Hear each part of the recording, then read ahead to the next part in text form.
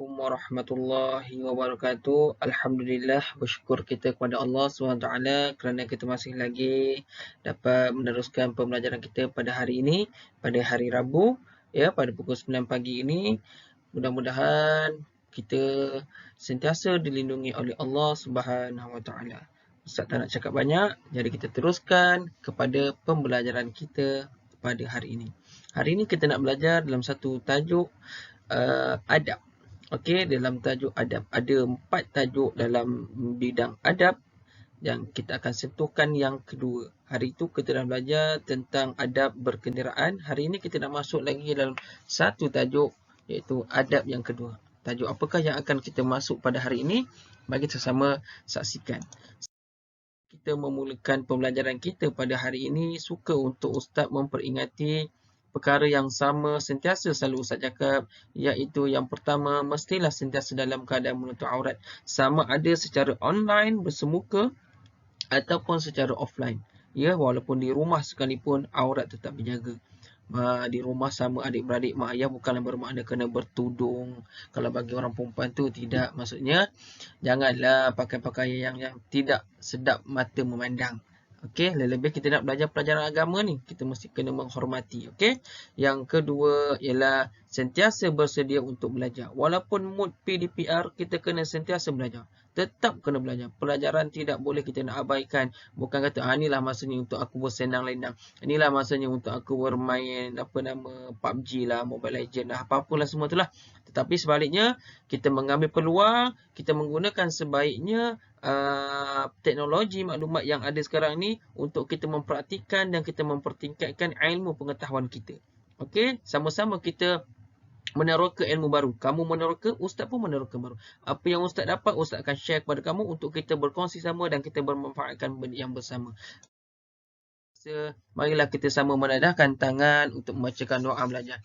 Bismillahirrahmanirrahim. Allahumma aftah alaina hikmataka wa anshur alaina min khazaini rahmatika ya arhamar rahimin. Rabbi shrah li sadri wa yassir li amri wahlul 'uqdatam min lisani yafqahu qawli. Rabbi zidna ilma warzuqna fahma ya rabbal alamin. Ya Allah, bukakanlah ke atas kami hikmahmu dan limpahkanlah ke atas kami hazanah rahmatmu ya Allah, yang maha pemurah lagi maha penyayang. Amin ya rabbal alamin. Bagi memberkati lagi, kita membaca umur kitab Al-Fatihah. A'udzu billahi minasyaitonir rajim. Bismillahirrahmanirrahim. Alhamdulillahi rabbil alamin. Arrahmanir rahim. Maliki yaumiddin. إياك نعبد وإياك نستعين اهدنا الصراط المستقيم صراط الذين أنعمت عليهم غير المغضوب عليهم ولا الضالين آمين. Murid-murid yang Ustaz kasih kesediaan, kita tengok apa yang kita nak belajar pada hari ini. Okey. Murid-murid boleh tengok dalam buku teks, tapi sebelum tengok buku teks, tengok dulu apa yang Ustaz paparkan ni. Di gambar yang Ustaz paparkan ni, suasana di Dewan Makan. Okey, ada doa makan semualah. Okey, kenapa kita lihat ada beberapa orang murid sedang menikmati juadah. Ni waktu rehat lah ni. Kemudian ada yang untuk cuci tangan lah kot, sebab dekat dengan pili air ni. Dan ada beberapa orang murid sedang beratur. Okey, dengan seorang pengusaha kantin. Dengan pengusaha kantin kita. Jadi topik yang kita nak belajar pada hari ini adalah berkaitan dengan suasana yang ada di kantin ini. Okey. Seperti mana yang Ustaz pernah cakap sebelum ni, kita dalam rancangan, Ustaz tanya, Ustaz jawab, sebab anak Ustaz tak ada hari ni. Kalau ada, bolehlah berinteraksi dengan dia. Okey. Jadi kita nak belajar hari ini tentang apa yang kita nampak dekat sini adalah ada seorang penjual. Dan ini semua ni pembeli. Okey. Ada penjual, ada pembeli. Hari ini kita nak belajar tentang jual beli di dalam Islam. Okey. Topik yang kita nak belajar pada hari ini ialah, apa dia yang kita nak belajar hari ini? Berjual beli dengan berhemah. Okey, boleh lihat dalam buku teks muka surat 166. Di dalam Islam amat menitik beratkan tentang berjual beli. Ya. sering kita tahu jual beli ni memang kita tak boleh nak elak. Ataupun dalam Islam dipanggil muamalah. Muamalah ni maksudnya mesti berlaku antara dua orang. Tak akan berlaku seorang. Tak akan berlaku penjual. Kalau penjual saja tak ada pembeli, berlaku tak urusan jual beli tu. Berlaku tak muamalah tu. Tak sebut. Ada pembeli tapi tak ada penjual. Berlaku tak urusan jual beli? Tak berlaku. Sekarang musim apa?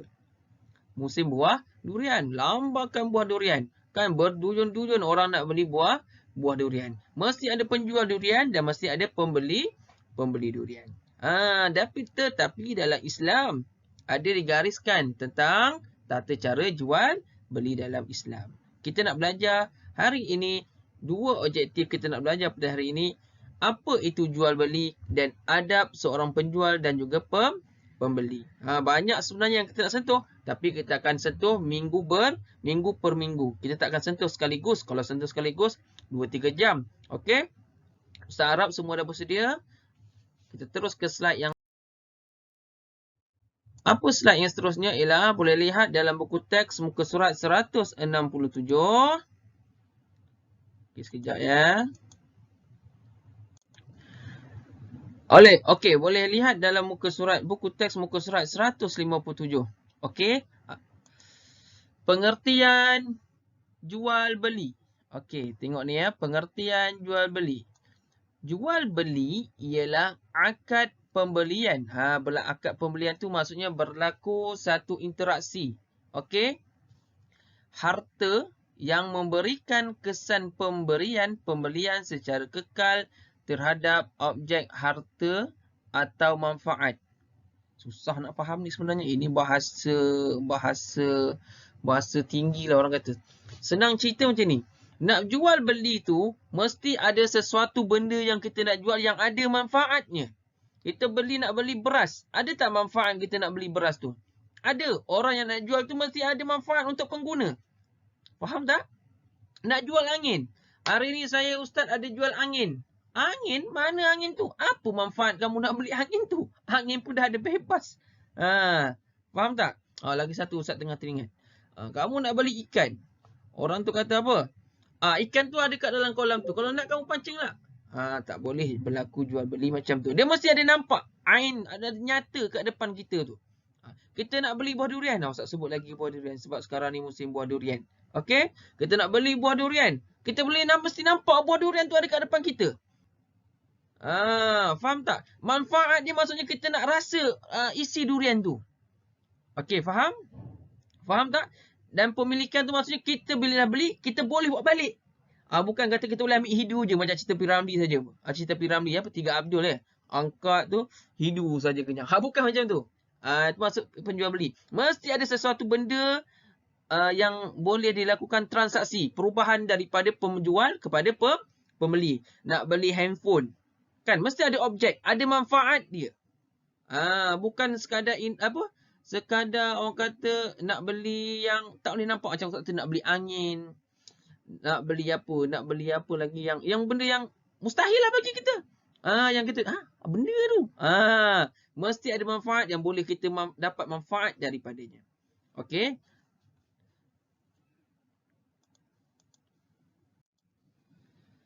Yang seterusnya adalah dalil dalam Al-Quran menceritakan tentang jual beli ni.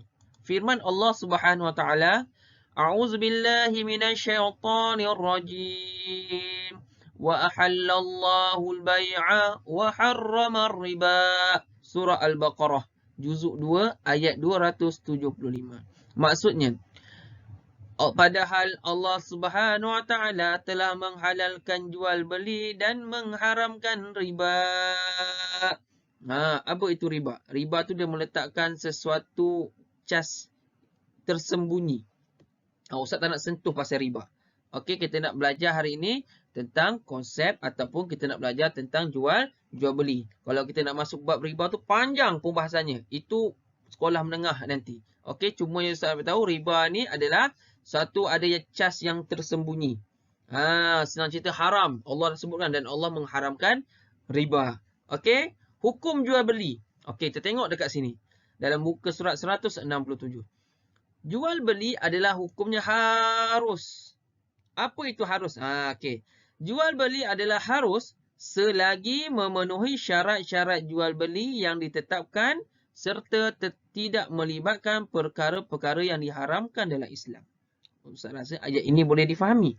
Okey, jual beli adalah harus. Harus ada dua. Nak jual boleh, tak jual pun boleh. Kamu ada buah durian. Okey, aku ada banyak buah durian ni. Ni sebagai contoh. Durian lagi kan. Aku banyak buah durian ni. Kalau aku nak jual, ni dapat duit. Nampak? Kalau aku tak jual pun, boleh aku buat tempoyak. Ni contoh. Jadi maknanya dia nak jual boleh, tak jual pun boleh. Kalau jual, dia dapat manfaat. Dapat duit. Kan orang lain dapat merasa durian tersebut. Faham tak? Harus. Maksudnya, dia nak jual boleh, tak jual pun boleh. Faham? Kedai runcit. Kalau dia nak, kalau ada duit lebih, dia nak buka kedai runcit pun boleh. Tak ada masalah. Sebab dia nak berniaga. Mesti ada barang. Ada ikan, ada sayur, ada buah kan. Macam kedai runcit, pasar raya apa semua tu. Hukumnya harus. Tapi bila tak ada langsung, itu boleh jadi hukum haram. Sebab menyebabkan orang ramai tak dapat membeli barang. Mesti sekurang-kurangnya mesti ada satu. Tapi sekarang mustahil ada satu. Lambakan. Betul tak? Kalau kita pergi kat satu bangunan tu, kadang-kadang ada 2-3 kedai. Kedai A, pasar B, pasar C. Dekat bawah tu pula ada Maidin, ada Tesco, ada TF. Apa lagi lah, macam-macam lah kan. Sekarang bukan nama Tesco, apa nama Ustaz lupa. Kan, nama baru kan sekarang. Okey. Ditetapkan serta tidak melibatkan perkara-perkara yang diharamkan dalam Islam. Ustaz rasa kamu semua tahu dah apa perkara yang diharamkan jual beli yang haram. Tak perlu Ustaz nak ceritakan lebih detail. Okey? Faham ya? Hukum harus, dalilnya wa ahlallahu al-bai'a wa harramar riba. Allah menghalalkan jual beli. Allah halalkan jual beli. Jual beli macam mana? Yang Allah halalkan mengikut yang digariskan oleh Islam. Haram tetap haram. Kita nak jual babi, boleh ke?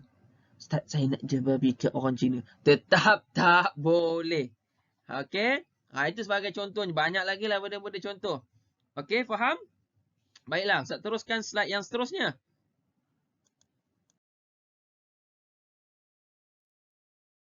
Berkenaan dengan apa ni? Boleh tengok dalam buku teks muka surat 168. Okey, hari ini Ustaz nak terangkan hanya pengertian penjual pembeli, dalil, hukum dan juga adab seorang penjual dan juga adab seorang pembeli. Okey, senang saja sebenarnya. Sebab itu pelajaran adab ni sebenarnya mudah sebab sering hari-hari tipulah. Tak pernah berlaku juali. Sekarang ni lagilah canggih. Shopee, Lazada, apa lagi lah. GrabFood, Foodpanda, Hungry, apa lagi ya. Macam-macam. Ada jual beli kan. Online lah apalah semua kan. Mesti melibatkan dua pihak. Penjual dengan pembeli. Sama ada maya. Maya tu macam yang online tu lah. Okey. Tahu-tahu sampai ke rumah. Ding dong. Okey. Adab seorang penjual. Yang pertama. Mesra dan mudah senyum. Perasan. Jujur, berterus terang serta tidak menipu dalam timbangan dan sukatan. Ini yang kedua. Ustaz baca semintas lalu sajalah sebab Ustaz rasa saya yakin dan percaya kita semua faham. Kamu pun boleh faham. Sebab ini adalah muamalah kita seharian. Komunikasi kita harian. Ataupun memang hari-harilah kita buat. Kan? Jual beli ni. Menjual barang yang halal dan berkualiti serta tidak menjual barang yang haram seperti arak, dadah atau sesuatu yang mengandungi unsur daripada babi. Ini kita sebagai seorang umat Islam. Kita tak boleh jual. Ni bagi kalau kita nak ada niat nak berniaga ataupun kita dah berniaga sekarang. Cuba cek dalam kedai kita. Okey, ada tak kita jual barang yang haram? Seperti arak, dadah atau sesuatu yang mengandungi unsur daripada babi. Jika ada, kita ternampak. Bau tahu tak boleh. Buang terus. Zaman Rasulullah SAW ada beberapa peringkat Allah mengharamkan arak. Mula-mula Allah kata arak tak jauhi arak, jangan waktu solat. Jangan waktu solat. Sehingga Ustaz kena study balik. Minta maaf, dah lama Ustaz tinggal kan. Lepas tu pula jangan dalam waktu solat pun jangan minum arak.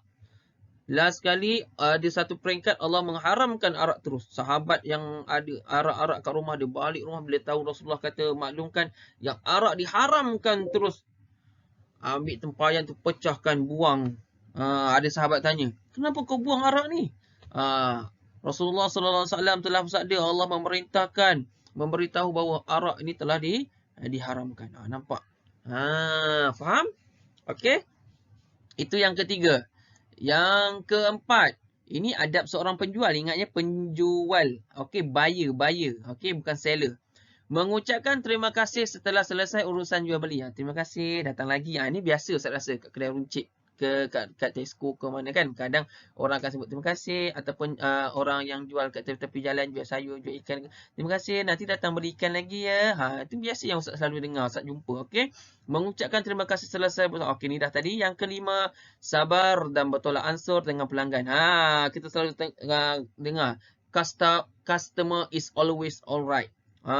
Memang kena sabar dengan pelanggan. Nak jadi penjual ni memang kena jadi seorang yang penyabar. Tidak memonopoli barang untuk dijual dengan harga yang tinggi dan hanya mengambil keuntungan pada kadar yang sepatutnya. Dia sorok barang. Dia pakat dengan A, B, C, dia simpan barang. Dia kata barang ni dah habis. Yang biasa kalau tengok perayaan, apa biasa barang yang tak ada? Gula, tepung, telur. Orang tahu dah, peniaga tahu. Ini adalah perkara barang asas yang nak dibuat waktu niaga. Waktu meniaga, waktu nak buat kuih. Lemang, ketupat, dodol, apalah semua. Yang banyak menggunakan asas-asas tersebut, cakap stok tak ada, stok ada. Padahal kalau kita tengok dalam stok dia berlambak. Ustaz tak kata semua kedai. Tak kata semua kedai. Tapi yang kebiasaan yang kita dapat tahu daripada berita, surat khabar, memaklumkan perkara ni. Penjual dia sorok barang. Bila bila dapat tahu kurang, terpaksa lah bagi tahu harga terpaksa dinaikkan. Tiba-tiba pula bila harga naikkan, lambakan. Ingat, Allah murka. Allah murka dengan orang macam ni. Na'udzubillah min zalik. Elakkan dia. Kalau di kalangan kita ni ada yang berjual dah berjinak-jinak dengan jualan, elakkan daripada berlaku perkara ini ya. Okey, yang seterusnya, yang terakhir, adab bagi seorang penjual ialah mengelakkan elemen riba. Riba yang tadi Ustaz sebut tadi lah. Kalau ada timbangan 1 kilo, 1 kg, dia buat 900 gram saja. Dia tipu. Tak nampak. Apa dosa? Sering kali kalau kita tengok video yang orang share kan, dia tipu letak buah, timbang depan orang ni 1 kilo. Bila masa nak pindahkan plastik, dia jatuhkan sebiji buah tu. Bahaya ya. Jangan buat macam tu. Allah amat murka orang yang melakukan penipuan macam tu. Kita nak jadi macam sifat Rasulullah sallallahu alaihi wasallam. Bagaimana kisah Rasulullah, kita akan masuk pada part kedua minggu depan. Minggu kedua Ustaz akan ceritakan tentang peribadi Rasulullah sallallahu alaihi wasallam semasa berniaga. Bahawa kita banyak kisah kepada Rasulullah sallallahu alaihi wasallam. Bagaimana itu habis tentang adab seorang penjual. Bagaimana adab seorang pembeli? Okey, adab seorang pembeli iaitu yang pertama, berkomunikasi secara baik. Assalamualaikum cik. Saya nak tanya bawang ada tak? Ni. Assalamualaikum. Bawang ada bawang? Janganlah cakap macam tu. Cakaplah sopan, santun. Okey. Yang kedua, tidak membeli barang yang haram seperti arak, dadah atau sesuatu yang mengandungi unsur daripada babi. Ini saya dah jelaskan tadi yang atas, lebih kurang saja sama. Yang ketiga, menyenangkan urusan penjual. Ni menyusahkan penjual. Bang, saya nak kicap. Dia pun ambil kicap. Saya tak nak kicap tu, nak kicap A. Tak nak tu, saya nak kicap B. Dia dah ambil satu. Bang, ambil bawang pula. Bengang lah peniaga tu. Encik nak apa boleh tak saya ambilkan terus ni, sebut satu kan. Kalau ustaz pun ustaz marah. Kan? Jadi kita kalau boleh jangan menyusahkan. Kita kena menyenangkan. Tenang dan tidak banyak kerenah. Lebih kurang macam tadi tu. Okey, yang kelima, sabar menunggu giliran ketika membeli. Ini ketika tempat-tempat yang sesak. Ketika tempat-tempat yang sesak. Maksudnya ramai. Kadang tempat tu tempat yang famous. Viral. Berniaga tepi jalan. Berniaga tepi jalan. Tapi beratur panjangnya tu. Mungkin sedap sangat, murah ke kan. Wallahualam. Biasa kan macam tu kan. Okey. Yang seterusnya berterima kasih setelah selesai urusan jual beli. Yang ketujuh, mengelakkan pembaziran. Ini kita beli banyak tapi kegunaannya sedikit menyebabkan pembeli yang lain tidak boleh nak beli barang tersebut. Dan yang terakhir, bertimbang rasa terutama ketika kekurangan terutama ketika kekurangan stok barangan. Kita dah tahu dah barangan tu memang tak ada. Memang kita dah sedia maklum. Bukan sebab disorok tadi. Tapi memang kita tahu lah barang ni memang tak ada. Jadi kita kena bertimbang rasa. Janganlah kita dah tahu orang lain pun nak guna. Contohlah barang tu ada 3 kilo. Saya nak 3 kilo tu semua. Jangan. Kita kena ingat orang lain pun nak ada. Mungkin keperluan kita hanya 500 gram. Kita beli 500 gram. Boleh lagi beberapa orang gunakan barang tersebut. Faham tak? Okey. Jelas tentang adab penjual dengan adab pembeli. Pelajaran ini sebenarnya mudah. Ustaz sebut tadi sebab hari-hari kita beramalah dengan jual beli. Okey.